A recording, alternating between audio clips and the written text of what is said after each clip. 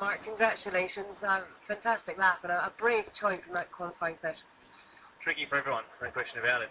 When it's like that and you don't even really get to see the track, we're obviously in the garage and we're trying to make a call. Obviously the session's just been red flag for torrential rain, and then you have to sit out and make a call on how many laps you're going to do in that Q3 session and what tyre you need to be on for that third or fourth lap, and try and beat the conditions again. So in the end, Kyron, my engineer, made a great call. Obviously we called it right, kept it on the black stuff. Tricky in places, no question about it. Turn 2, 7, braking for the last corner, 15 was very, very tough.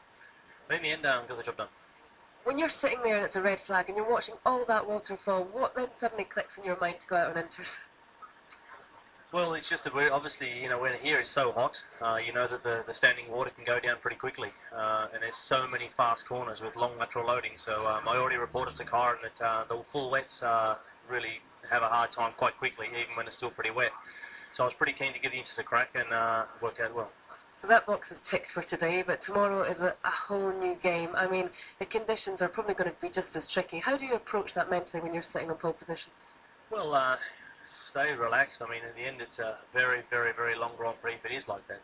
We can't race in those conditions like in Q2 because we know obviously there was a good call to halt the session for a while. The cars become incredibly tricky in those conditions. Obviously, a full throttle on the straights is not possible, and even a full monsoon tyre, as we had on then, can't move the water. So we're just all passengers as drivers. It's not a skill test, it's just a survival test. So if we can have conditions where we can race, obviously on inters and changeable conditions, and that's a good challenge for all the drivers. That's what we'd like. But if it's not like that, obviously we need some support from the control tower and go from there. But if it's a dry start and we get into a bit of a groove and get away, obviously we're in a great position.